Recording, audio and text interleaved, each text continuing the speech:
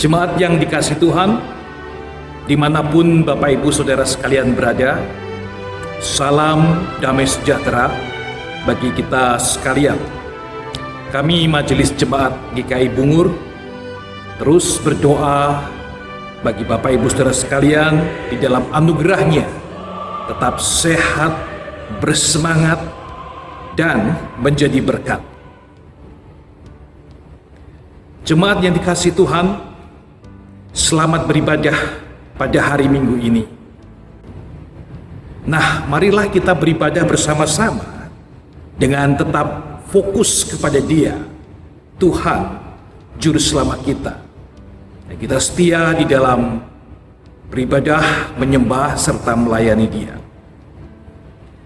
Ingatlah bahwa Dia, Tuhan, sudah lebih dahulu melakukan semuanya untuk kita. Kepada kita yang lemah, berdosa, dan berseteru, orang-orang yang tidak layak ini, Dia telah memfokuskan kasih-Nya atas kita. Di dalam firman Tuhan, Injil Lukas pasal 4 ayat 18 dan 19. Roh Tuhan ada padaku, oleh sebab Ia telah mengurapi aku untuk menyampaikan kabar baik bagi orang-orang miskin, dan Ia telah mengutus aku untuk memberitakan pembebasan kepada orang-orang tawanan dan penglihatan bagi orang-orang buta, untuk membebaskan orang-orang yang tertindas dan memberitakan tahun rahmat Tuhan telah datang. Puji Tuhan, itulah Injil, kabar baik, kabar sukacita. Nah, hari ini bagaimana keadaan kita? Bagaimana mereka yang ada di sekitar kita? Bagaimana dengan negara kita ini dan dunia kita? Mereka memerlukan Injil. Kita yang telah menerima anugerah Allah, kita dipanggil di dalam Yesus Kristus untuk membawa berita Injil ini, Injil keselamatan yang kita bawa kemanapun kita berada. Melalui kepedulian kita dan doa-doa kita, melalui saling memaafkan dan menerima, melalui pemberitaan mulut kita ini, melalui teladan hidup yang benar dalam keseharian kita, melalui uluran tangan kita yang tidak lagi egois dan pelit mau berbagi, kita memberitakan Injil Kristus yang utuh, yang hidup, yang nyata. Selamat berjuang, menyenangkan hatinya Tuhan, dan kita selalu mengalirkan berkat yang dari Tuhan itu. Selamat beribadah Bapak Ibu, jemaat Tuhan. Tuhan memberkati kita. Amin.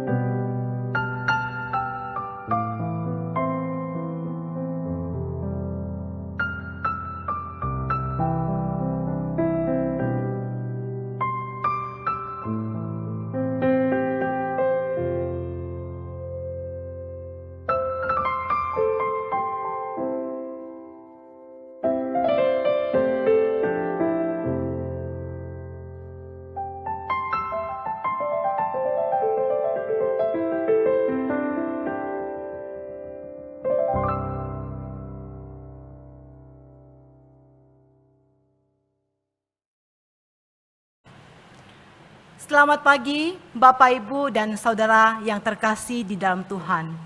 Bersyukur untuk sekali lagi Tuhan memberikan kesempatan bagi setiap kita untuk datang dan beribadah kepada Tuhan. Sebagai anak Tuhan, kita percaya dan kita yakin bukan karena kuat gagah kita ketika kita bisa beribadah kepada Tuhan, tapi semata-mata hanya karena anugerah Tuhan buat setiap kita. Mari kita mempersiapkan hati dan pikiran kita dengan mengambil waktu bersaat teduh.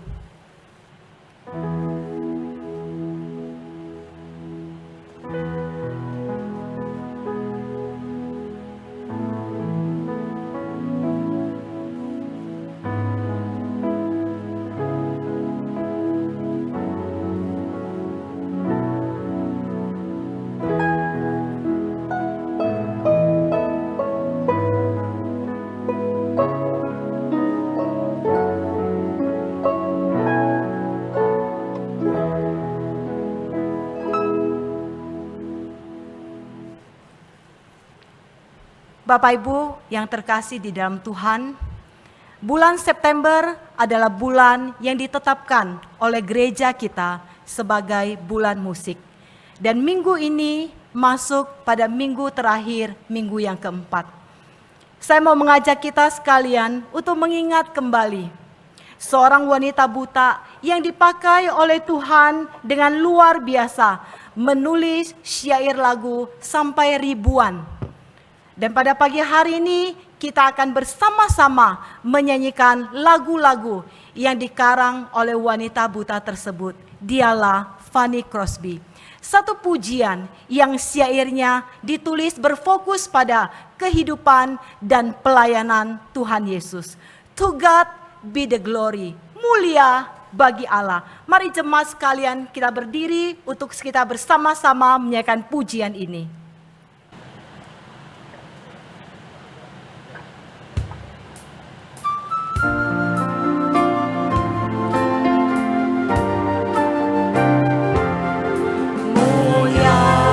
Bagi Allah kasih-Nya besar, putranya diberikan untuk kau berdosa.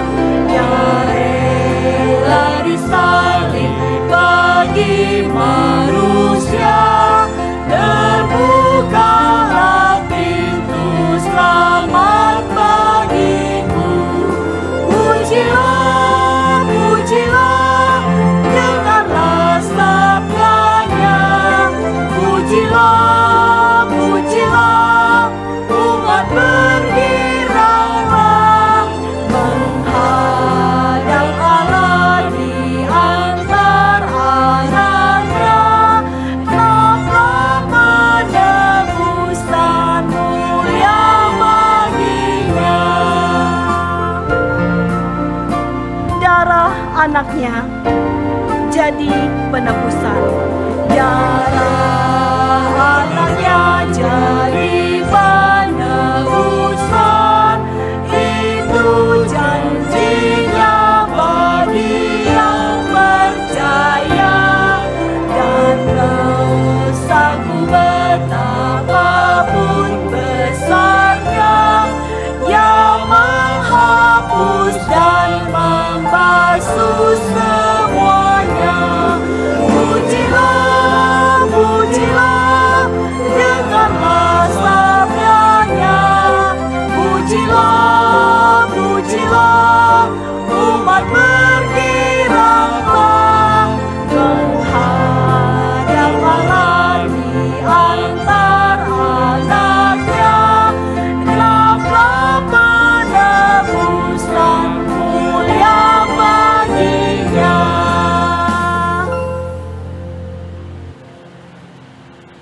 Jemaat yang dikasihi Tuhan, kebaktian pagi hari ini diselenggarakan dengan keyakinan iman bahwa pertolongan kita adalah di dalam nama Tuhan yang menjadikan langit dan bumi, yang kasih setianya sampai selama-lamanya.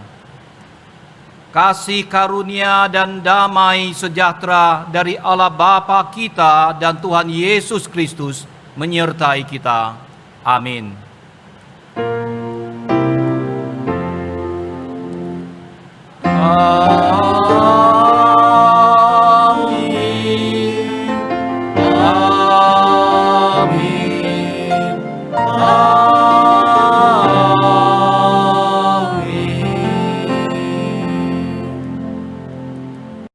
firman Tuhan yang akan memimpin kita di dalam ibadah pagi-pagi hari ini diambil dari Mazmur nomor yang 96 ayat yang pertama sampai yang kedua.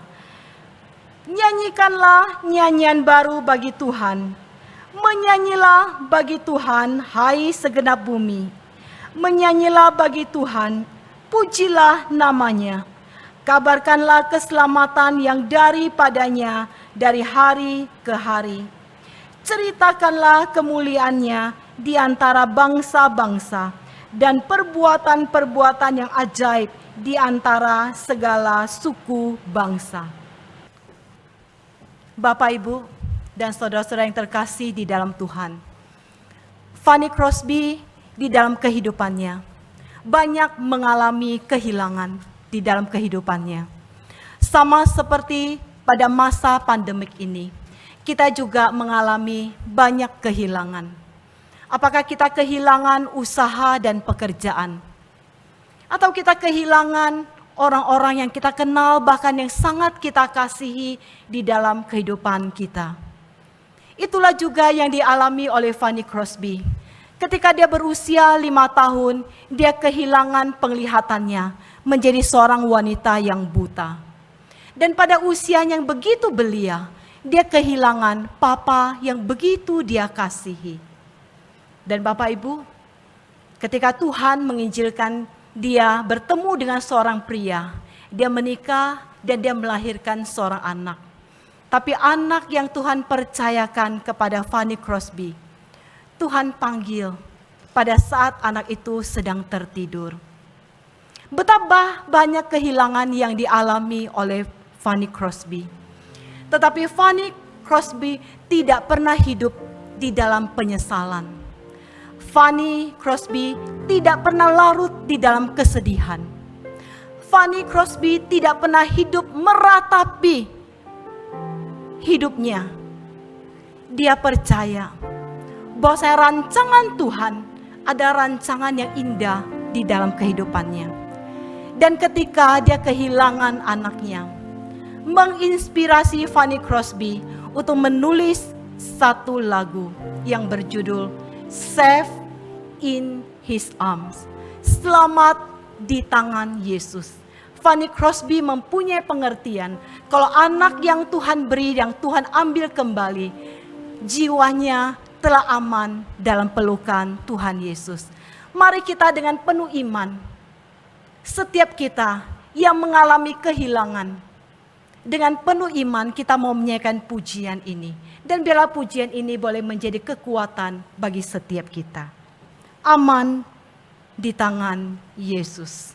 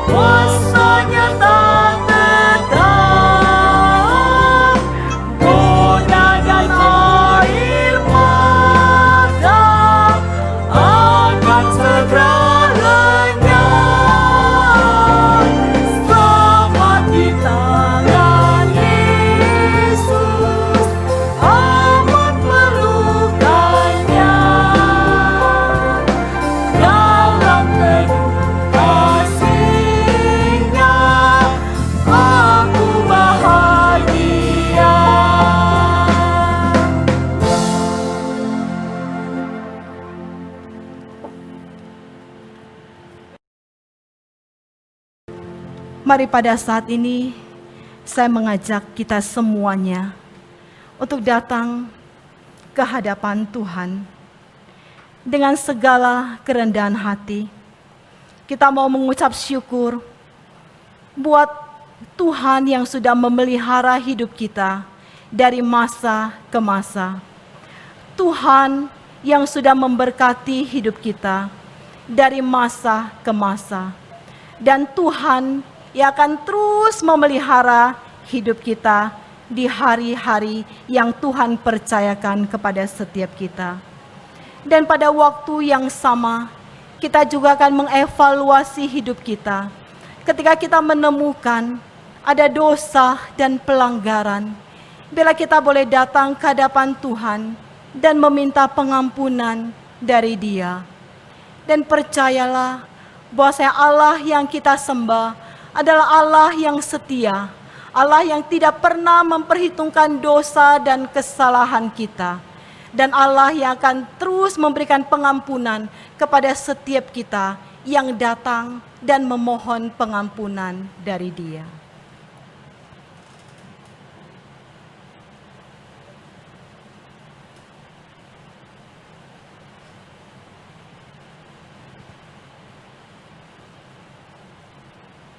Bapa kami yang di dalam surga, Bapa pencipta langit dan bumi beserta isinya, dan Bapa yang memiliki semuanya. Kami bersyukur pada Engkau Tuhan, untuk apa yang sudah Tuhan kerjakan di dalam kehidupan kami. Kami bersyukur ya Tuhan, untuk pemeliharaan Tuhan di dalam kehidupan kami. Kami bersyukur untuk penyertaan Tuhan di setiap langkah kehidupan kami. Kami juga bersyukur dan percaya Engkaulah Allah yang akan memimpin hari-hari ke depannya. Meskipun kami tidak tahu apa yang akan terjadi, tapi kami percaya Tuhan hadir, Tuhan memimpin, dan Tuhan menyertai.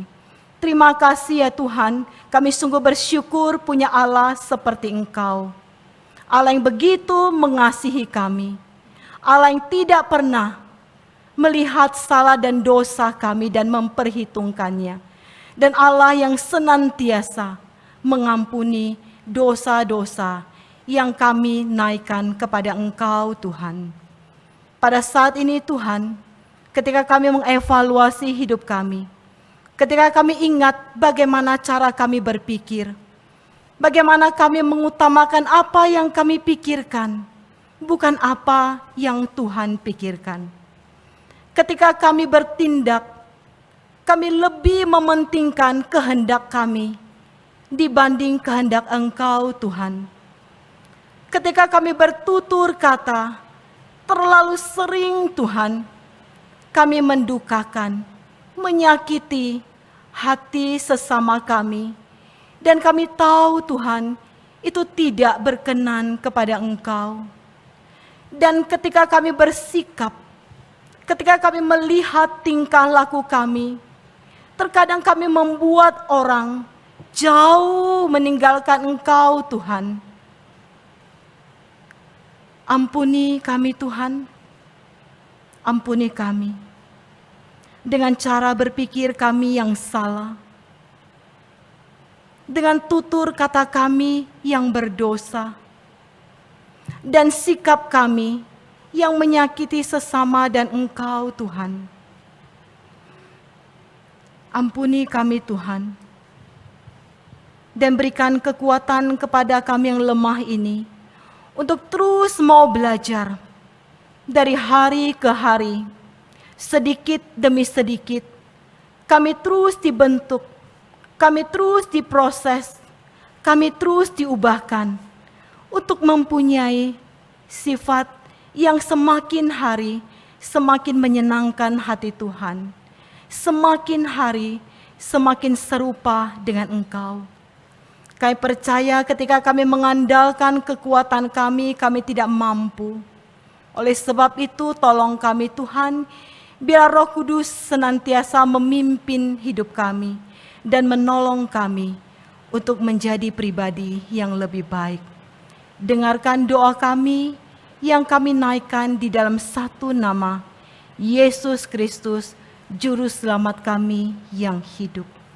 Amin.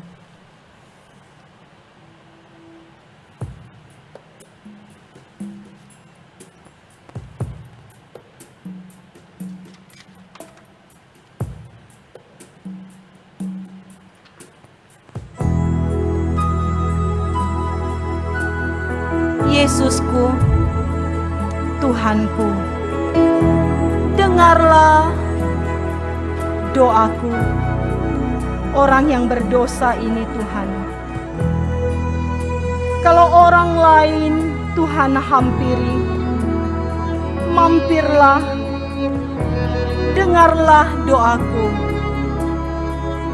Yesusku, Tuhanku.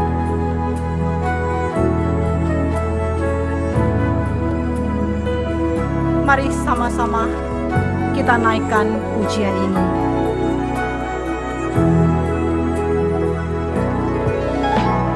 Mampirlah dengar doaku, Yesus penebus.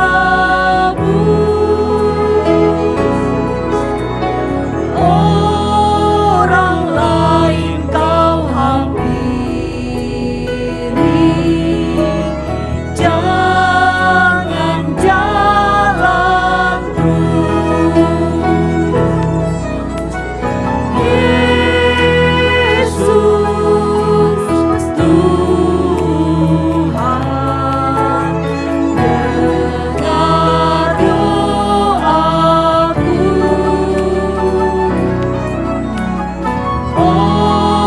Orang lain kau hampiri,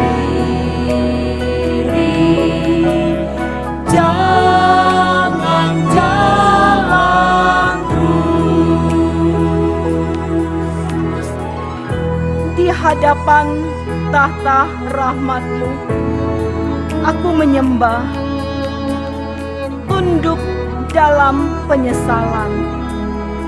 Tuhan, tolonglah aku, orang yang lemah ini.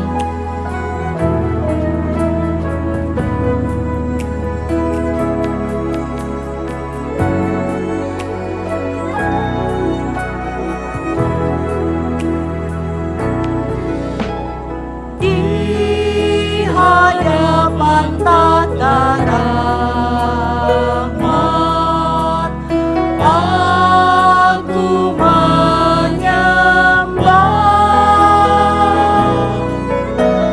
tunduk dalam penyesalan.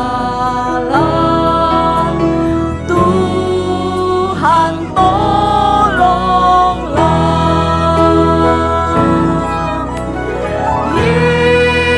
Yesus Tuhan,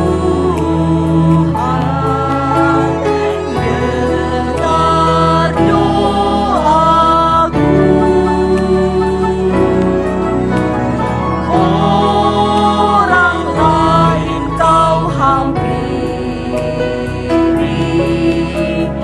jangan jalan terus.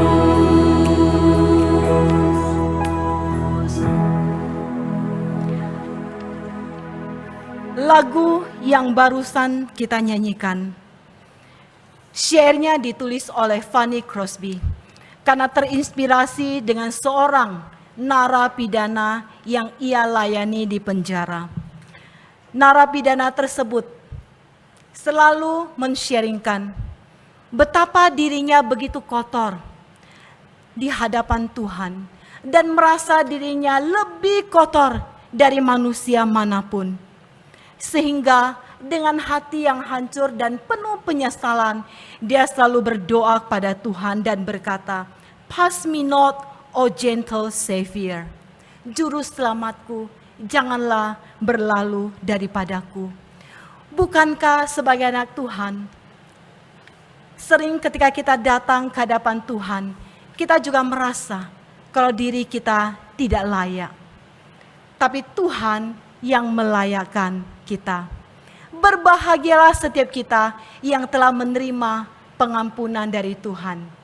Dan saya mengajak kita semuanya untuk bangkit berdiri dan menerima berita anugerah untuk kita semua. Berita anugerah diambil dari Matius pasal yang kelima, ayat yang ke-6 sampai dengan yang ke-8.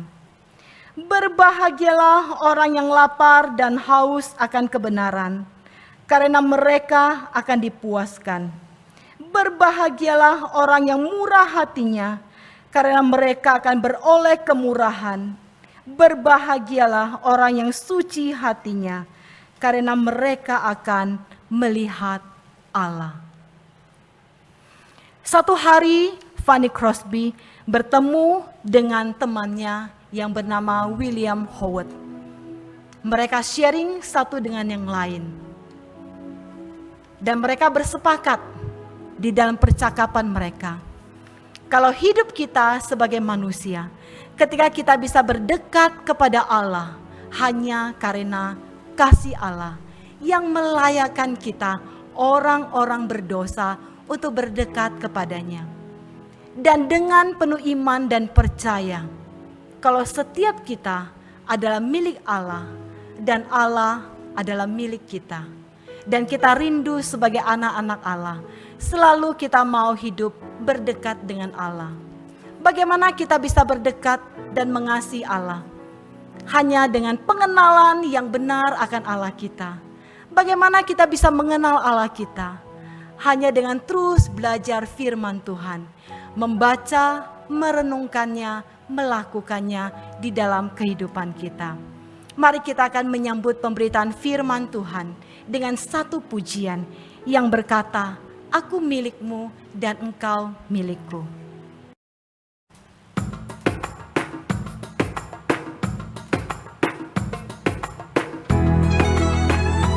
Mari dengan iman dan hati yang penuh percaya pada Tuhan, kita katakan, "Aku milikmu Tuhan, dan kau pun milikku, dan engkau mengasihiku Tuhan. Aku mau dekat, dan aku mau dekat dengan salib-Mu Tuhan."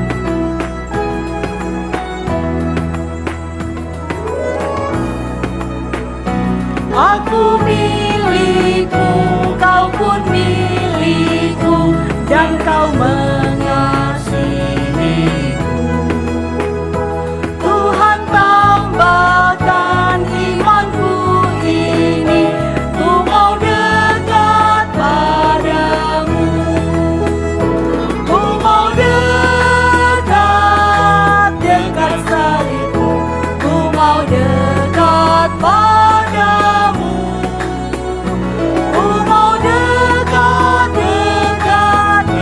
Salibmu kedekat darah kudus, ku dikuduskan, rela diutus, berilah kuasa padaku. Ku dengan iman beritakan Injil, ku mau turut perintah-Mu.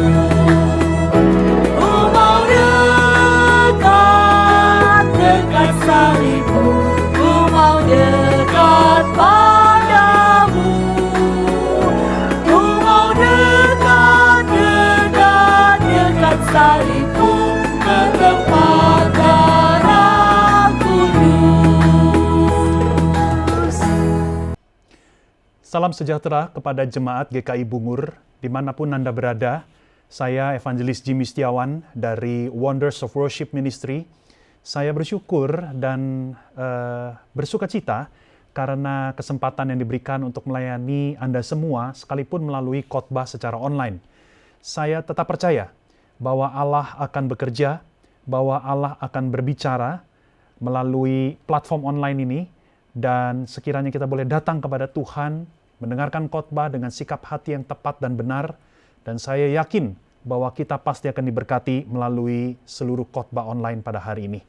Mari saudara-saudara yang terkasih, sebelum kita masuk di dalam khotbah ini, saya undang kita untuk kita tundukkan kepala dan kita berdoa, menyerahkan sekali lagi seluruh waktu ini ke dalam tangan Tuhan. Mari kita berdoa.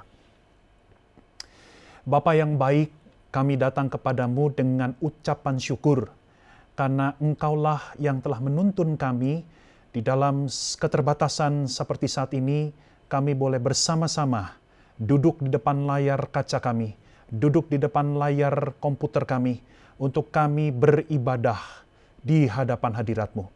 Tuhan, kami juga percaya bahwa Roh-Mu yang kudus akan berbicara, akan menerjemahkan isi hati-Mu kepada setiap kami melalui khotbah yang sebentar kami akan dengarkan. Dan kiranya inilah kerinduan kami. Kiranya kami kembali boleh melihat betapa Tuhan Engkau luar biasa. Betapa Tuhan Engkau begitu mencintai kami. Sekalipun kami di dalam situasi yang serba tidak menentu seperti sekarang, tetapi kami boleh melihat Allah yang tidak pernah meninggalkan kami. Terima kasih Tuhan, inilah doa kami, kiranya sungguh-sungguh kami boleh mengalami jamahan Tuhan melalui khotbah yang akan kami terima pada hari ini.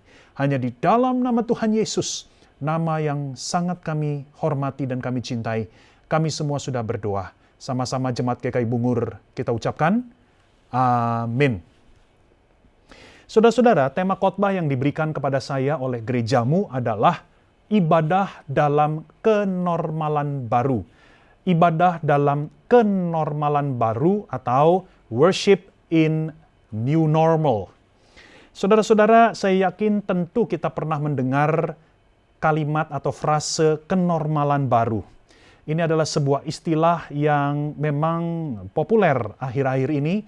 Saudara, ini istilah yang kita dengar di berita televisi, istilah yang kita baca di media massa, dan bahkan istilah ini juga dibicarakan, disebutkan di kalangan gereja-gereja. Nah, saudara, hari ini kita akan coba sama-sama menyelami, mempelajari ibadah dalam kenormalan baru. Secara khusus, khotbah ini ditujukan kepada jemaat. Itu sebabnya tujuan dari khotbah ini adalah bagaimana menolong jemaat di dalam beribadah. Ya, di dalam beribadah, di dalam menyembah Allah di tengah-tengah situasi seperti sekarang. Nah, saudara-saudara, apa itu kenormalan baru? Kita sering mendengar dan membaca istilah ini. Tetapi sebetulnya apa yang dimaksud dengan new normal atau kenormalan baru? Saudara, kira-kira begini, ya, setelah saya coba membaca beberapa referensi, saya menyimpulkan kenormalan baru adalah penerapan aneka perilaku yang baru sampai menjadi suatu kebiasaan sehari-hari supaya kita semua dapat menjalani kehidupan di tengah keadaan krisis. Sekali lagi saudara, penerapan aneka perilaku yang baru ya sampai menjadi suatu kebiasaan setiap hari supaya kita semua dapat survive, kita semua dapat melalui ya menjalani kehidupan di tengah keadaan krisis. Saudara-saudara, perhatikan dari definisi ini ada beberapa kata kunci yang sangat penting. Yang pertama adalah krisis. Saudara, apa itu krisis? Ya, ini penting untuk kita pahami karena krisislah yang membuat kita harus menerapkan perilaku-perilaku yang baru tersebut. Saudara, krisis adalah keadaan yang mengancam dan membahayakan diri kita sebagai manusia. Krisis seringkali tidak kita bisa elakkan. Krisis seringkali tidak bisa kita cegah. Krisis terjadi dan krisis ketika datang, maka krisis itu menjadi ancaman, menjadi bahaya buat kita sekalian. Dan termasuk pandemi COVID-19 yang sejak barangkali setengah tahun terakhir ini kita berada di tengah-tengahnya. Seluruh dunia mengalami pandemi COVID-19. Saudara, pandemi ini adalah krisis. Pandemi ini datang menyerbu kehidupan kita, dan pandemi ini, saudara-saudara, menjadi satu ancaman yang serius bagi kehidupan manusia. Dan kita tahu bahwa sudah banyak sekali korban jiwa yang berjatuhan di seluruh dunia akibat virus yang berbahaya ini. Dan tidak terhitung jumlah orang yang terjangkit, yang sempat sakit, ya, yang masih menderita karena virus ini. Tentu saja saudara-saudara, solusi terbaik untuk krisis pandemi COVID-19 adalah kalau vaksin benar-benar sudah ditemukan. Vaksin benar-benar sudah didistribusikan kepada seluruh masyarakat di dunia. Tentu itu adalah solusi yang terbaik, yang sama-sama kita harapkan, yang sama-sama kita doakan segera hadir di tengah-tengah kita. Akan tetapi, selama vaksin belum ditemukan, dan memang faktanya vaksin masih terus diuji coba di banyak laboratorium di seluruh dunia. Belum ada benar-benar vaksin yang diakui efektif di dalam mencegah atau menyembuhkan virus COVID ini, saudara-saudara. Maka selama vaksin belum benar-benar ditemukan, kita harus mencari cara-cara untuk mengurangi resiko penularan. Nah, inilah yang dimaksud dengan aneka perilaku yang baru. Perilaku-perilaku yang bersifat preventif, mencegah, perilaku-perilaku yang sifatnya antisipatif di dalam menghadapi akan bahaya virus COVID-19. Tentu saja kita tahu perilaku-perilaku seperti apa saja. Ya, misalnya saudara-saudara, di tengah pandemi ini kita jadi harus memakai masker. Ya, ketika kita keluar dari rumah, dari tempat tinggal kita, maka kita wajib memakai masker. Dan bahkan maskernya pun ada ketentuannya, tidak sembarang masker. Ya, bahkan di dalam mobil pun kita harus memakai masker. Saudara, kemudian juga perilaku seperti mulai membiasakan cuci tangan. Ya, setiap kali kita berkunjung ke suatu tempat, setiap kali kita sudah melakukan sesuatu, kita bercuci tangan. Kemudian juga yang disebut dengan physical distancing atau penjarakan fisik. Ya, minimal 1,5 sampai 2 meter. Ya, itu memang idealnya. Ya, sekalipun seringkali dalam konteks masyarakat ini sering dilanggar. Tetapi intinya saudara-saudaraku, ini adalah perilaku-perilaku yang harus kita lakukan. Lalu juga kita tidak keluar rumah. Ya, ketika PSBB diberlakukan, ketika lockdown diberlakukan, maka semua orang harus tetap tinggal di dalam rumah. Ya, work from home, bekerja dari rumah, study from home, belajar, sekolah dari rumah. Kemudian juga memakai desinfektan. Ya, khususnya tempat-tempat publik, ruangan-ruangan yang dipakai untuk berkumpul, saudaraku, ya, harus secara reguler ya disemprotkan cairan pembunuh kuman atau pembunuh virus atau yang disebut dengan desinfektan. Saudara-saudara, pandemi COVID-19 harus diakui berdampak luas dan besar pada semua aspek kehidupan manusia, termasuk di dalam peribadahan gereja. Saudara, tentu kita tahu bersama ya, selama setengah tahun terakhir ini terjadi sebuah suatu perubahan ya, suatu shift yang sangat besar di dalam praktek peribadahan di banyak gereja di seluruh dunia ini. Ya, mengapa demikian saudara? Karena sekali lagi ibadah gereja tidaklah kebal terhadap virus COVID-19. Orang Kristen dan ibadah gereja tetap sama beresiko terjangkiti, tertular virus COVID-19 ini. Ya, kalau saudara menyimak berita-berita yang ada, ya, ada beberapa gereja baik di Korea Selatan, di Amerika Serikat, dan juga di Jerman, yang ketika mereka membuka ibadah di tengah pandemi ini, maka terjadilah penularan. Ya, belasan sampai puluhan jemaat gereja yang mengikuti ibadah itu terkena virus COVID-19. Ya, ibadah gereja menjadi klaster-klaster baru dari penularan virus COVID-19. Itu sebabnya sekali lagi saudara-saudara, perlu ada perubahan-perubahan di dalam peribadahan gereja yang sekali lagi bersifat mengantisipasi akan COVID-19 ini. Dalam bentuk yang konkret, kita tahu bahwa di dalam masa pandemi ini, ya, banyak gereja yang dalam tanda kutip terpaksa, mau nggak mau, harus ya melakukan ibadah online. Ibadah online, ya, baik secara pre-recorded, ya, direkam lebih dahulu keseluruhan ibadah termasuk khotbahnya, seperti yang sekarang saya sedang lakukan, ya. Atau ibadah on-site yang di live streaming. Ya, jadi ibadah itu tetap dilakukan di gedung gereja, ya, tetapi jemaat tidak boleh datang, Oke, pada hari Minggu pada jam yang sama, tetapi live streaming. Ya, jadi di broadcast, ditampilkan melalui YouTube atau platform yang lain. Ya, intinya adalah kita tidak bisa lagi seperti biasa, seperti sedia kala, seperti dulu, di mana jemaat itu datang rame-rame ke gedung gereja, ya beribadah, berdekatan, berdempetan dengan jarak yang dekat, saudaraku. Tidak bisa lagi selama pandemi ini belum selesai, selama vaksin belum ditemukan.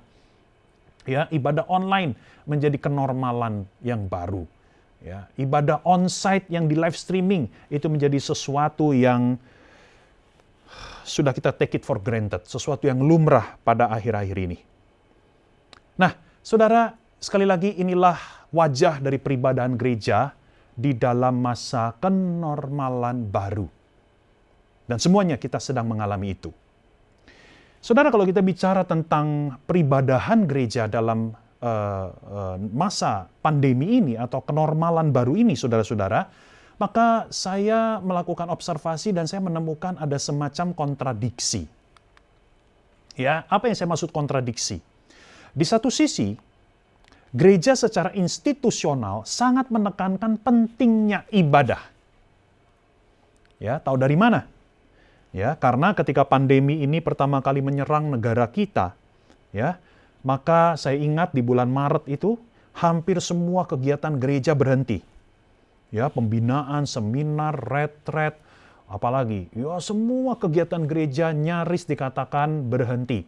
Tetapi ada satu kegiatan gereja yang tidak berhenti, yaitu adalah ibadah. Sekalipun tidak secara fisik, tidak secara tatap muka, ya, tidak secara konvensional, tetapi gereja-gereja tetap melakukan ibadah, ya, di dalam platform online. Tetap harus ada ibadah. Tidak boleh ada satu hari Minggu yang tidak ada ibadah. Jadi tetap harus dilaksanakan secara online. Nah, ini sekali lagi menegaskan bahwa di satu sisi gereja secara institusional sangat menekankan pentingnya ibadah. Dan ini sangat membesarkan hati kita, ya. Tetapi saudara-saudara, di sisi yang lain, nah ini bagian yang mengecilkan hati kita, ya, yang mengecewakan kita. Bahwa kita mau akui dengan jujur, banyak orang Kristen secara individual mulai melupakan pentingnya ibadah. Oh iya, saudara-saudara. Saudara, ada sebuah hasil survei yang dilakukan oleh Pusat Penelitian Gereja-Gereja yang sangat terkenal, ya, di Amerika Serikat, yaitu Barna Research Center. Di dalam sebuah survei yang dilakukan pada bulan Juli, ya, pada bulan Juli tahun 2020, tahun ini, ya, saudara-saudara, ditemukan bahwa 1 dari 3 orang Kristen yang biasanya rajin datang beribadah sebelum masa pandemi, ya, jadi mereka ini disebut sebagai practicing Christians. Mereka orang Kristen yang memang secara rutin rajin datang ke gereja, datang beribadah sebelum pandemi. Tetapi di dalam masa pandemi, 1 dari 3 orang Kristen tersebut tidak lagi mengikuti ibadah gereja dalam bentuk apapun. 1 dari 3 orang Kristen. Sama sekali cuti dari apapun ibadah. Termasuk tidak mengikuti ibadah online. Nah, saudara, memang penelitian ini dilakukan di Amerika Serikat. Tetapi kok saya mencurigai bahwa keadaan di Indonesia tidak jauh berbeda. Ya, jangan-jangan di Indonesia juga banyak jemaat gereja yang awalnya rajin ke gereja sebelum pandemi, tetapi sekarang mereka jadi tidak lagi beribadah. Ya, mereka tidak lagi peduli, mereka tidak lagi mengikuti ibadah online yang sudah disiapkan, disajikan, disediakan oleh gereja mereka masing-masing. Nah, dalam hal ini, saudara-saudara, saya melakukan refleksi secara pribadi. Dan saya menemukan begini, bahwa ibadah online itu dapat kita lihat sebagai sebuah ujian. Ya, sekali lagi, ujian kepada semua orang Kristen. Kenapa saya katakan ujian, saudara-saudara? Jadi gini, tujuan dari ujian itu adalah memperlihatkan aslinya seseorang. Ya, jadi misalnya kalau seseorang itu nggak belajar, ya, maka ketika dia ikut ujian baru ketahuan, ya, bahwa dia memang tidak belajar. Itu sebabnya hasilnya buruk, nilainya jelek, dia tidak bisa menjawab pertanyaan. Ya, kalau tidak ada ujian, kita tidak tahu mana yang sudah belajar, mana yang belum belajar, mana yang bodoh, mana yang pandai. Kita sulit mengetahuinya. Ya, harus ikut ujian dulu, baru kita bisa bedakan. Mana yang siap, benar-benar siap, sudah belajar, mana yang malas belajar atau sama sekali tidak pernah belajar. Nah, saudara, ibadah online itu juga ujian ternyata buat orang Kristen. Ujian akan apa? Ujian akan motivasi kita di dalam beribadah. Ujian akan keseriusan kita di dalam beribadah. Sebelum pandemi, sebelum kita beralih ke ibadah online, ya semua orang Kristen yang datang ke gereja kita nggak bisa menilai motivasi mereka. Apakah mereka betul-betul serius beribadah? Karena secara kenyataan mereka sama-sama datang ke gereja, mereka sama-sama rajin ke gereja. Tapi kita nggak bisa tahu apa motivasi mereka. Nah, ketika mereka semua migrasi ke ibadah online, barulah di situ kita bisa menemui, ya. Kalau orang betul-betul serius, mereka pasti akan terus mengikuti ibadah online. Ya, ibadah gerejanya, walaupun secara online.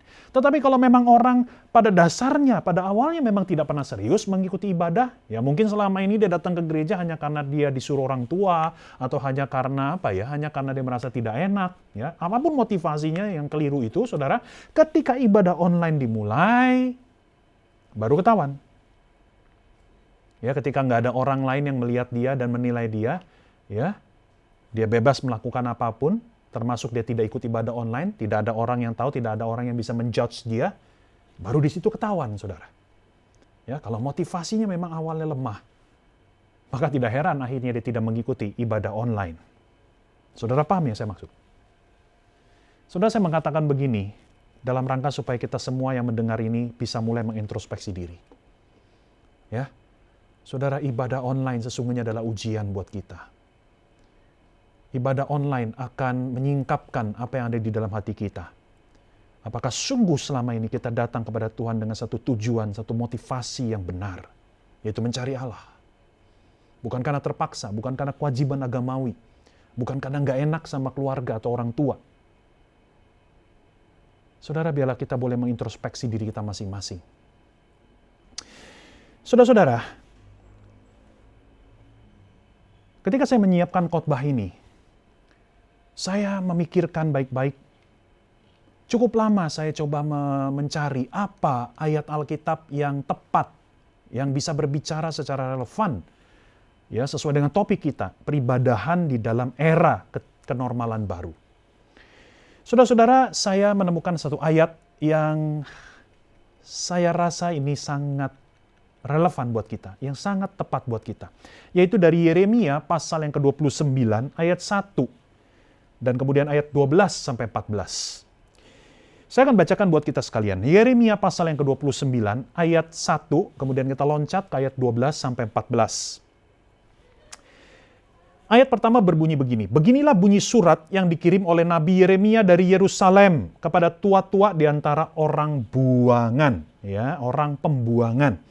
Kepada imam-imam, kepada nabi-nabi, dan kepada seluruh rakyat yang telah diangkut ke dalam pembuangan oleh Nebukadnezar, ya, Nebukadnezar ini adalah raja Babel, raja dari kerajaan Babel, dari Yerusalem ke Babel. Kita loncat ke ayat 12 sampai 14. Dan apabila kamu berseru dan datang untuk berdoa kepadaku, maka aku akan mendengarkan kamu. Apabila kamu mencari aku, kamu akan menemukan aku. Apabila kamu menanyakan aku, kata Tuhan, dengan segenap hati, aku akan memberi kamu menemukan aku. Demikianlah firman Tuhan. Saudara-saudara, saya akan memberikan lebih dahulu konteks dari pasal ini, ya. Jadi saudara, konteks dari pasal ini adalah bangsa Yahudi saat itu baru saja memulai pembuangan Babel, ya, masa pembuangan Babel.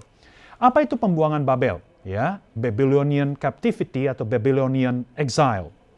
Saudara, pembuangan Babel itu dimulai dari ketika kerajaan Babel berhasil mengalahkan, menaklukkan dan menjajah kerajaan selatan atau kerajaan Yehuda, yaitu kira-kira pada tahun 597 sebelum Masehi. Dan pada saat itu raja yang memerintah kerajaan Babel adalah Nebukadnezar, seperti yang tadi kita sudah baca. Saudara, apa yang terjadi? Kerajaan Yehuda dilikuidasi. Ya, para pejabat dan raja dari Yehuda, saudara, ya, dicopot. Bahkan ada yang dibunuh. Kota Yerusalem yang menjadi ibu kota kerajaan Yehuda di bumi hanguskan. Dan ini, saudara, bait suci, ya, yang menjadi sentral, yang menjadi pusat dari religiositas atau dari keagamaan, dari iman orang-orang Yahudi selama ratusan tahun, diruntuhkan, diluluh lantakan, dijarah. Ya, saudara bisa membaca kisahnya di dalam 2 Raja-Raja pasal 25. Bahkan saudara-saudara, para ahli sejarah juga mempercayai bukan hanya bait suci yang dimusnahkan oleh pasukan kerajaan Babel, termasuk tabut perjanjian. Suatu benda yang sangat keramat, suatu benda yang sangat sakral, suatu benda yang sangat dihormati oleh orang-orang Yahudi, itu pun termasuk dijarah dan dilenyapkan. Dan sejak saat itu sampai sekarang kita tidak pernah tahu di mana letak tabut perjanjian, ya, nasib dari tabut perjanjian.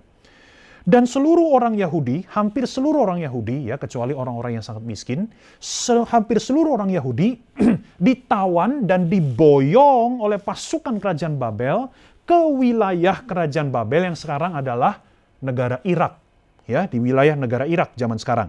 Ya, kira-kira berjarak 970 km. Ya, dari kota Yerusalem mereka dibawa ke wilayah kerajaan Babel. Artinya, saudara, orang-orang Yahudi bukan saja kehilangan negara mereka, ya, negara Yehuda itu, kerajaan Yehuda, karena sudah dihancurkan oleh Babel. Tetapi mereka juga dicabut dari tanah air mereka. Mereka tidak lagi bisa hidup di tanah air mereka.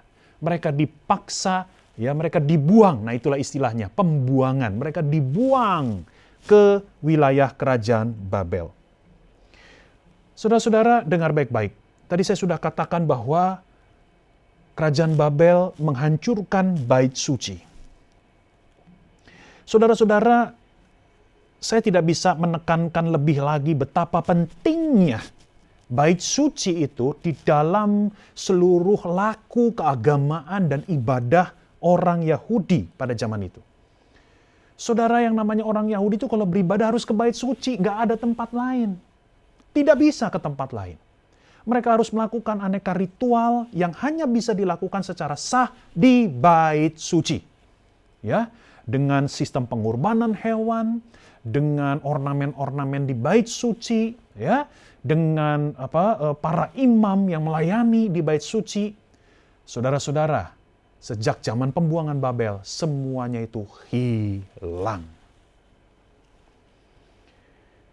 Nah, saudara-saudara, berdasarkan konteks ini, ya, pasal ini menjadi sangat relevan buat kita. Kenapa, saudara? Karena bukankah kita pun juga saat ini tidak bisa lagi beribadah secara normal seperti dulu kala? Seperti halnya orang Yahudi, tidak bisa lagi beribadah secara normal seperti sebelumnya. Karena bait suci sudah tidak ada. Ya, mereka di dalam situasi yang sangat tidak ideal. Mereka tidak lagi bisa melaksanakan ibadah seperti yang mereka inginkan. Itu juga keadaan kita, bukan? Nah, saudara, di dalam pasal ini, Allah memberikan instruksi kepada orang Yahudi. Apa saja yang mereka harus dan dapat lakukan selama mereka hidup sebagai tawanan di kerajaan Babel. Ya, mungkin saudara sudah tahu bahwa pembuangan Babel itu berlangsung selama 70 tahun. Ya, jadi ini waktu yang sangat lama.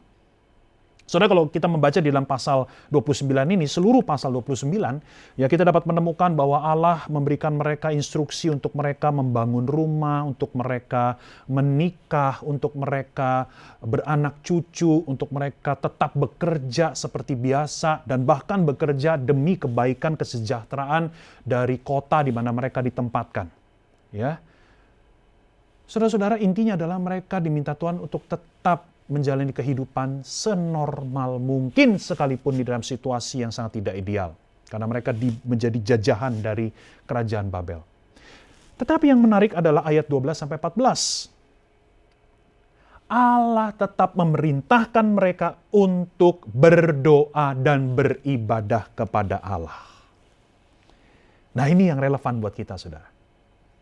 Ya, walaupun bangsa Yahudi tidak lagi bisa menyelenggarakan ibadah seperti dulu di Bait Suci, tetapi Allah di dalam ayat 12-14, Allah tetap mendorong mereka, Allah tetap memerintahkan mereka untuk menyembah Dia, untuk mencari Dia, untuk berdoa kepada Allah.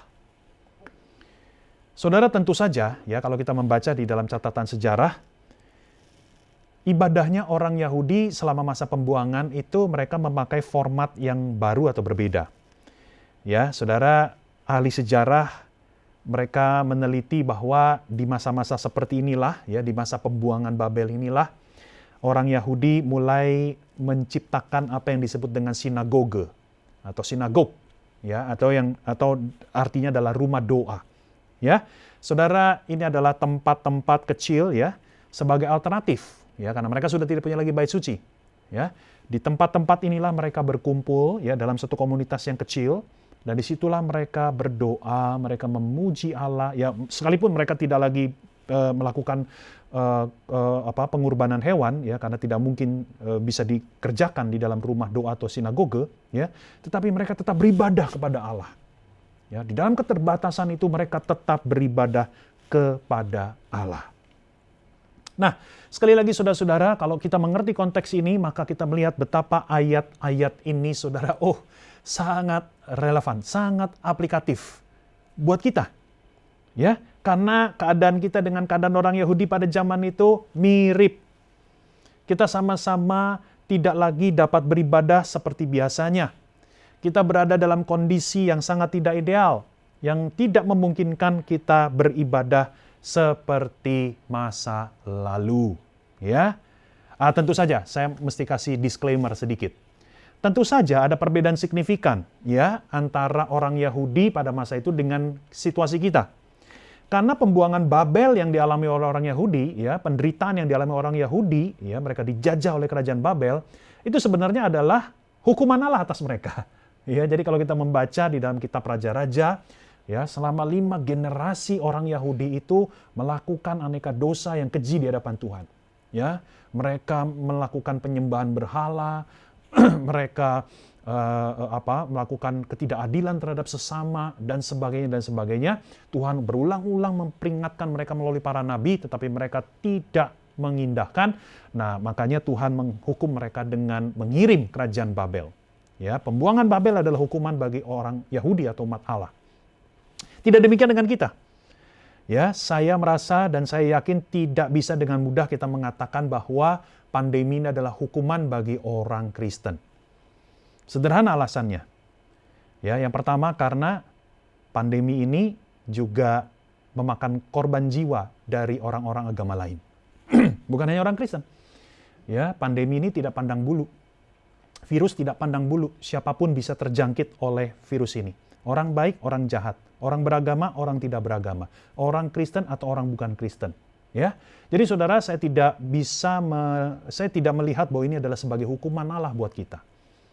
Yang kedua, saudara, ya, secara teologis kita tahu bahwa di dalam Roma pasal 8 firman Tuhan mengatakan di dalam Kristus tidak ada lagi condemnation, tidak ada lagi penghukuman.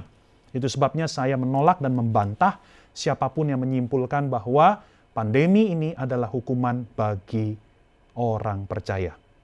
Atau bahkan bagi umat manusia. Itu pun juga saya tidak mempercayainya. Nah, saudara-saudara, sekali lagi, walaupun ada perbedaan seperti itu, tetapi ayat 12-14 menjadi sangat relevan dengan kita. Saudara, ayat ini tetap bergema kepada kita di saat sekarang. Ya, Tuhan mau di tengah situasi yang tidak enak seperti saat ini, di tengah kenormalan baru seperti saat ini, ya, Tuhan rindu kita sebagai anak-anaknya untuk tetap berseru kepada Dia, untuk tetap berdoa kepada Dia, ya, untuk tetap mencari dan merindukan Dia, untuk tetap menyembah Dia, tetap memuji Dia. Nah, saudara-saudara, di bagian berikut ini, ya, saya ingin memberikan kepada saudara 3 hal yang harus kita miliki ya, untuk beribadah dalam kenormalan baru. 3 hal yang harus dimiliki kita sebagai jemaat. Oke? Untuk kita menyembah Allah, beribadah di dalam masa pandemi ini. Nah, saya berusaha 3 hal ini sepraktis mungkin. Yang pertama, saudara-saudara, kita harus memiliki keyakinan. Sama-sama katakan keyakinan. Saudara, keyakinan. Apa yang dimaksud dengan keyakinan? Mari coba kita lihat kembali ayat 12-14. Saudara, di dalam ayat 12-14, di sini kita menemukan bukan hanya berisi perintah Allah kepada orang Yahudi, tetapi di sini juga mengandung janji Allah. Bahwa ketika orang Yahudi mencari Dia, maka Allah akan menemui dia. Ketika orang Yahudi berdoa kepada Allah, maka Allah akan menjawab dia. Nah, artinya saudara-saudara, sekali lagi disinilah janji Allah. Allah akan tetap hadir, Allah akan tetap menjumpai siapapun umatnya yang sungguh-sungguh mencari Dia. Nah, saudara, inilah yang disebut dengan keyakinan. Bahwa Allah akan tetap berkarya, akan tetap bekerja, akan tetap bergerak 100% sekalipun melalui platform online seperti yang sekarang kita sedang jalani. Inilah keyakinan yang harus kita miliki. Saudara, ketika kita mengadakan, ketika kita mengikuti ibadah online, sekalipun dari pihak kita mungkin kita merasakan kagok, kita merasakan canggung, kita merasakan aneh, ya, karena kita beribadah dipimpin oleh layar TV misalnya. Ya, tetapi sekali lagi kita harus menanamkan keyakinan ini. Bahwa Allah dapat bekerja, berkarya 100% melalui platform ibadah online. Nah, saudara, saya menambahkan satu referensi Alkitab untuk menguatkan poin yang pertama, yaitu dari Yohanes pasal 4. Ya, di dalam Yohanes pasal 4 terdapat percakapan antara Yesus dengan wanita Samaria. Ya, saya tidak akan menjelaskan percakapan mereka secara lengkap karena panjang, ya. Tetapi di dalam percakapan ini, ya, wanita Samaria dari ayat 19, ya, Yohanes pasal 4 ayat 19 dan seterusnya, wanita Samaria ini mengajukan sebuah pertanyaan kepada Yesus. Ya. Manakah ibadah yang benar? Apakah ibadahnya orang Samaria di Gunung Gerizim atau ibadahnya orang Yahudi di Yerusalem? Saudara, sedikit latar belakang, ya. Jadi orang Samaria ini adalah satu suku bangsa yang lahir dari kawin campur, ya, antara orang Yahudi dengan orang-orang non-Yahudi. Ini sejarahnya ini bisa ditarik ke belakang kurang lebih abad 5, abad 6 sebelum Yesus lahir. Ya. Jadi orang Samaria ini, saudara, adalah orang Yahudi yang kawin campur, hasil orang Yahudi yang kawin campur dengan orang-orang non-Yahudi. Orang Yahudi benci sama orang Samaria. Kenapa? Karena orang Yahudi menganggap orang Samaria ini tidak murni begitu darahnya. Sedangkan orang Samaria juga tidak suka sama orang Yahudi. Jadi mereka berdua ini musuh. Mereka berdua ini sama-sama saling tidak suka. Yang menarik adalah, orang Samaria ini mempunyai bait suci sendiri yang mereka dirikan di Gunung Gerizim. Ya. Sedangkan orang Yahudi tentu saja mereka punya bait suci yang ada di Yerusalem. Ya. Nah, jadi sekali lagi saudara, wanita Samaria ini mengajukan pertanyaan kepada Yesus, mana ibadah yang benar? Apakah bangsaku, bangsa Samaria di Gunung Gerizim, atau bangsamu di Yerusalem? Yang menarik adalah jawaban Yesus. Yesus tidak terjebak pada dua pilihan ini. Tetapi Yesus mengatakan begini, akan tiba waktunya, dan bahkan sudah tiba waktunya. Penyembah-penyembah benar akan menyembah Bapa di dalam roh dan kebenaran. Karena itulah yang dikehendaki oleh Bapa. Saudara, apa artinya? Artinya begini, Yesus menolak bahwa penyembahan atau ibadah itu hanya ditentukan oleh lokasi. Dan bahkan kalau kita mau melihat lebih jauh, sebetulnya yang Yesus tolak, yang Yesus terobos, bukan hanya masalah lokasi ibadah, tetapi juga format ibadah, bentuk dari ibadah. Ibadah Samaria dengan ibadah Yahudi bukan hanya berbeda lokasi, tetapi memang juga ada perbedaan secara format, secara konten, secara isi. Nah saudara, Tuhan Yesus berkata, tidak lagi penting kamu mau beribadah di mana. Itu masalah lokasi. Tidak lagi penting apapun format dan bentuk gaya ibadahmu. Yang terpenting adalah apakah engkau menyembah aku di dalam roh dan kebenaran. Nah, saya tidak menguraikan apa artinya roh dan menyembah Allah di dalam roh dan kebenaran karena waktu tidak cukup. Tapi intinya adalah saudara-saudara, Yohanes pasal 4 mengatakan bahwa bukan soal platform ibadah yang menentukan keabsahan ibadah kita. Platform ibadah yang saya maksud adalah online atau onsite, virtual atau real, melalui layar atau tatap muka secara ragawi fisik. Saudara, Tuhan mengatakan, no, platform tidak menentukan keabsahan ibadah. Selama kau menyembah aku di dalam roh dan kebenaran, maka aku akan hadir. Aku akan bekerja bagi engkau. Inilah dasar keyakinan buat kita. Yang kedua, saudara-saudaraku, kita bukan hanya memiliki keyakinan, tetapi kita juga harus memiliki kesungguhan. Bukankah tadi di dalam Yeremia pasal 29, 13 mengatakan, dengan segenap hati kita mencari Tuhan. Kita berdoa kepada Tuhan. Kita menyembah Allah. Dengan segenap hati, kata Yeremia pasal 29 ayat 13. Saudara, kalau kita bicara tentang kesungguhan, maka ini bicara tentang arah dan gairah. Sekali lagi saya ulangi. Ya, kalau kita mau uraikan yang dimaksud dengan kesungguhan beribadah itu, kita bisa mengerti dalam dua hal. Arah dan gairah. Saudara, arah bicara tentang fokus. Bagaimana kita datang di dalam ibadah online, ya kita datang dengan satu tujuan, satu fokus, yaitu kita merindukan Allah. Allah menjadi fokusnya. Arah kita di dalam ibadah itu adalah Tuhan sendiri. Ya, kita mencari Tuhan. Kita ingin mendengar Tuhan berkata. Kita ingin Tuhan bekerja, menjamah hati kita. Kita ingin Tuhan memberkati kita melalui berkat peneguhan, berkat penghiburan, berkat peneguran, berkat apapun. Saudara, kita merindukan Allah.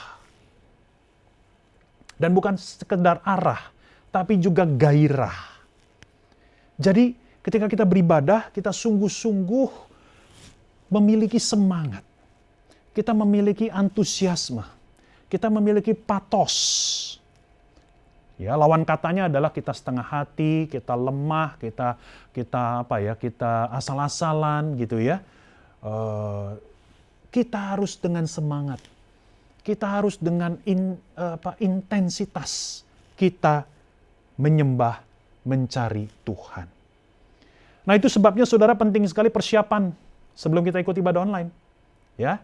Saudara, ada banyak gereja yang menyarankan supaya jemaatnya itu sebelum ibadah online mandi dulu, rapi dulu, pakai baju yang bagus gitu ya. Dan ya tidak sambil melakukan yang lain gitu ya, beribadah dengan pakaian yang rapi, dengan segar ya karena sudah mandi. Itu semua saudara tujuannya adalah supaya kita bisa dengan sungguh-sungguh mengikuti ibadah. Kita tidak dengan lemes-lemes, kita tidak dengan kita tidak dengan ngantuk-ngantuk mengikuti ibadah, tetapi dengan sungguh mengikuti ibadah. Yang ketiga, yaitu keutuhan. Ya, jadi bukan hanya keyakinan, kesungguhan, keutuhan. Saudara, apa yang saya maksud dengan keutuhan? Simple, bahwa kita harus mengikuti ibadah dari awal sampai akhir secara lengkap.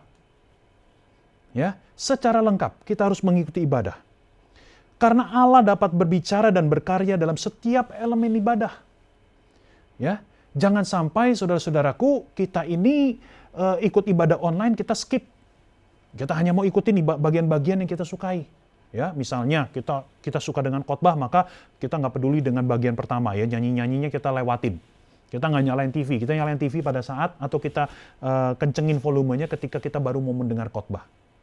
Saudara, jangan sampai ini terjadi. Kita harus mengikuti ibadah online secara utuh, secara lengkap. Mengapa?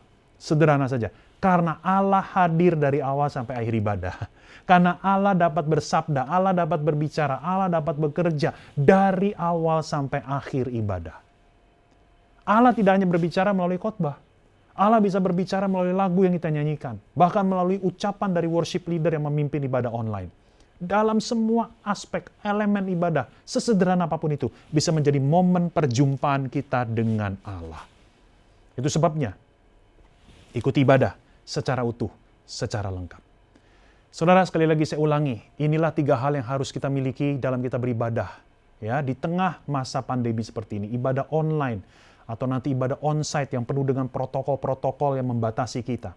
Kita harus tetap punya keyakinan, kita tetap harus punya kesungguhan, kita harus punya keutuhan. Saya akan tutup khotbah ini, saudara-saudara, dengan mengatakan bahwa bila Allah pernah meninggalkan surga demi kita, maka tidak akan ada yang dapat membatasi Allah untuk menjumpai kita, termasuk dalam dunia virtual sekalipun. Sekali lagi saya baca, saudara resapi dalam hatimu masing-masing. Bila Allah pernah meninggalkan surga demi kita, artinya Allah pernah menempuh jarak yang terjauh itu dari surga ke bumi. Artinya Allah pernah menerobos ya batasan yang paling sulit itu dari Allah menjadi manusia. Maka tidak akan ada yang dapat mencegah Allah untuk menjumpai kita, termasuk dalam dunia virtual sekalipun. Saudara, dengar baik-baik, saya akan tutup. Meskipun ibadah di dalam kenormalan baru tidaklah ideal, tetapi tetap bersifat spiritual karena Allah hadir. Dan tetap bersifat transformasional karena Allah sanggup bekerja bagi dan di dalam diri kita. Mari kita tundukkan kepala, kita berdoa. Ya Tuhan, kami sangat bersyukur karena di tengah masa pandemi, Tuhan Engkau tetap memberikan kami alternatif-alternatif untuk kami tetap beribadah kepadamu, khususnya seperti ibadah online maupun ibadah onsite yang di live streaming. Tuhan, kiranya kami tetap memanfaatkan alternatif-alternatif ini sebagai sarana, sebagai momen di mana kami boleh berjumpa dengan Allah yang hidup, supaya tetap kami bertumbuh di dalam kerohanian kami, supaya kami tetap boleh disegarkan di dalam jiwa kami, supaya kami boleh tetap dikuatkan oleh ibadah-ibadah yang kami lakukan ini. Terima kasih Tuhan, berkati jemaat-Mu di GKI Bungur. Hanya di dalam nama Tuhan Yesus kami berdoa. Sama-sama kita ucapkan amin. Puji Tuhan, Tuhan Yesus memberkati kita sekalian.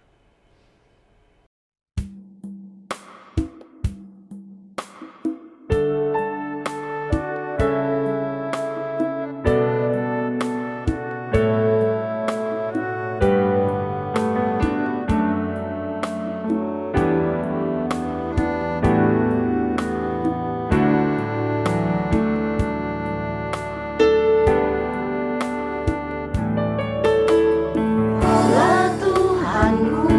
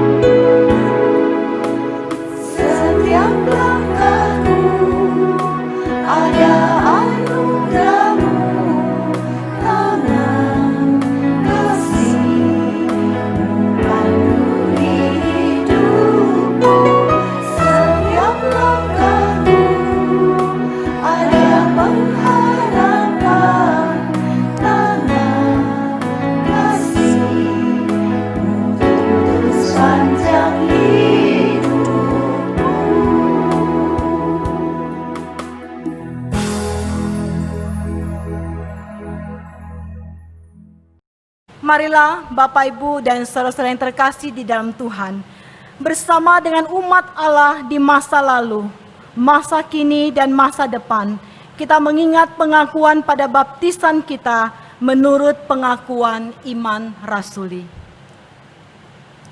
Pengakuan iman rasuli. Aku percaya kepada Allah Bapa yang Maha Kuasa, Khalik langit dan bumi, dan kepada Yesus Kristus, Anaknya yang tunggal Tuhan kita, yang dikandung daripada Roh Kudus, lahir dari anak darah Maria, yang menderita sengsara di bawah pemerintahan Pontius Pilatus, disalibkan, mati dan dikuburkan, turun ke dalam kerajaan maut. Pada hari yang ketiga, bangkit pula dari antara orang mati, naik ke sorga, duduk di sebelah kanan Allah, Bapa yang Maha Kuasa. Dan dari sana ia akan datang untuk menghakimi orang yang hidup dan yang mati. Aku percaya kepada Roh Kudus, gereja yang kudus dan am, persekutuan orang kudus, pengampunan dosa, kebangkitan orang mati, dan hidup yang kekal. Amin. Sebagai ungkapan syukur kita kepada Tuhan, saya mengajak setiap kita yang Tuhan sudah berkati, kita mau memberikan persembahan yang terbaik kepada Tuhan. Yang hadir pada pagi hari ini bisa langsung memasukkannya ke dalam kolekte. Yang tidak hadir boleh memberikannya melalui transfer ataupun bisa scan barcode yang sudah tersedia. Berikanlah yang terbaik kepada Allah kita, dan kita mempercayakan hidup kita ke depannya. Tuhan yang akan senantiasa mengiring hidup kita. Dalam suka dan dalam duka, ada Tuhan yang beserta dengan kita. Firman Tuhan yang akan memimpin kita untuk memberikan persembahan pada pagi hari ini diambil dari Roma pasal yang ke-11 ayat yang ke-36. Sebab segala sesuatu adalah dari Dia, dan oleh Dia, dan kepada Dia. Bagi Dialah kemuliaan sampai selama-lamanya.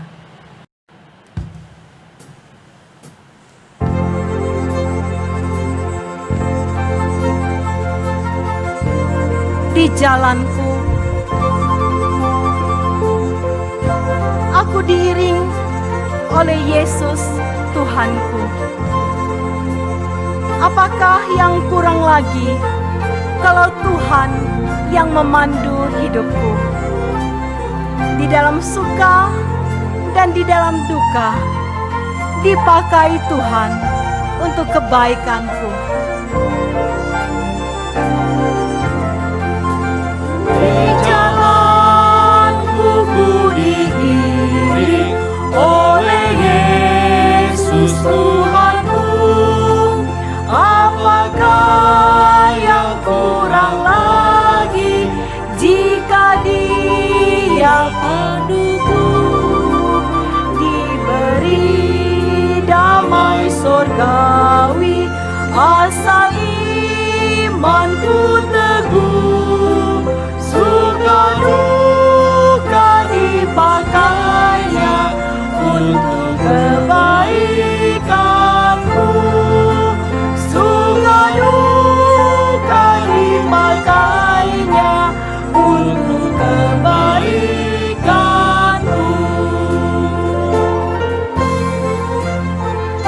Suka dan duka dipakai oleh Tuhan untuk mendatangkan kebaikan bagi setiap kita.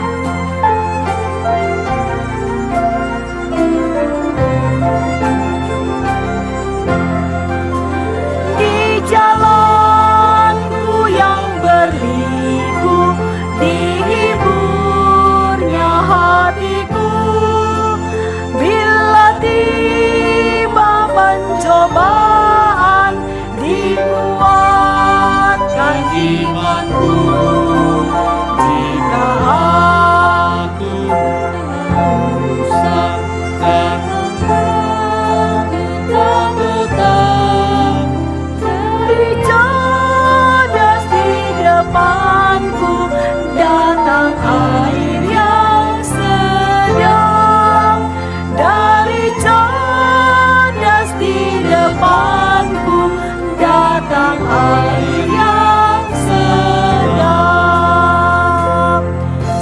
jemaat untuk bangkit berdiri dan kita masuk dalam doa persembahan. Dengan hati yang penuh dengan ucapan syukur, kami datang ke hadapan-Mu Tuhan. Mengingat kebaikan Tuhan di dalam kehidupan kami, teristimewa kami disegarkan kembali oleh firman-Mu. Danlah firman yang kami dengarkan pada pagi ini sungguh boleh menjadi kekuatan baru bagi setiap kami, memulihkan hidup kami, dan terus mengubahkan hidup kami dari hari ke hari. Karena kami percaya firman Tuhan berkuasa untuk mengubahkan kami. Terlebih kami bersyukur Tuhan ketika kami bisa memberikan persembahan. Yang kami tahu Tuhan, apapun yang kami miliki datangnya dari Tuhan. Sehingga pada saat ini Tuhan, sesungguhnya kami tidak memberi kepada Engkau Tuhan, tapi kami mengembalikan apa yang sudah Tuhan percayakan kepada kami. Kuduskan dan sucikan, dan biarlah persembahan kami boleh sungguh berkenan kepada Engkau Tuhan, dan ajar kami Tuhan untuk tidak hanya memberi secara materi, tapi kami rindu mempersembahkan hidup kami menjadi persembahan yang kudus dan yang berkenan kepada Tuhan. Terima kasih ya Tuhan, dengarkan seru doa kami yang kami naikkan di dalam satu nama Yesus Kristus, Juru Selamat kami yang hidup. Amin. Silakan duduk. Segala pujian dan hormat hanya bagi Allah Bapa, Allah Putra, dan Allah Roh Kudus. Doksologi.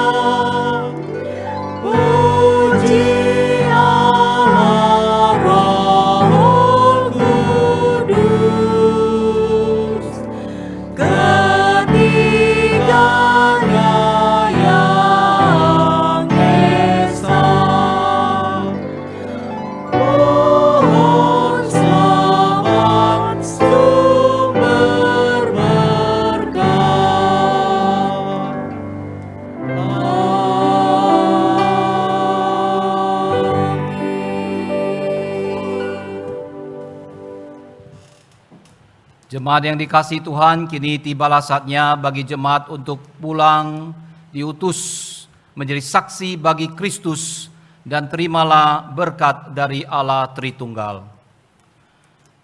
Kiranya kasih karunia dan damai sejahtera dari Tuhan Yesus Kristus, kasih sayang Allah Bapa yang kekal dan sempurna, kuat kuasa, pertolongan dan penghiburan dari Allah Roh Kudus menyertai Bapak Ibu Saudara sekalian, mulai saat ini sampai selama-lamanya.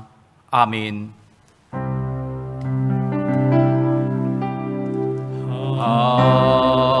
Haleluya, haleluya, haleluya, haleluya, haleluya,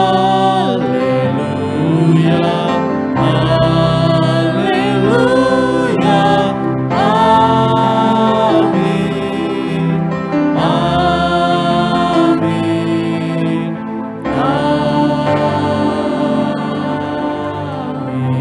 amin. Saat teduh dan ibadah selesai.